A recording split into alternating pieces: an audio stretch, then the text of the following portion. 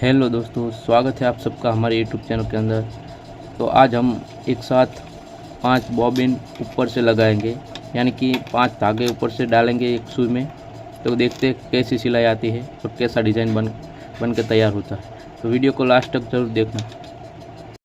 आप देख सकते हैं एक साथ 5 धागे हैं और हम इसको यहाँ से सुई में डालेंगे।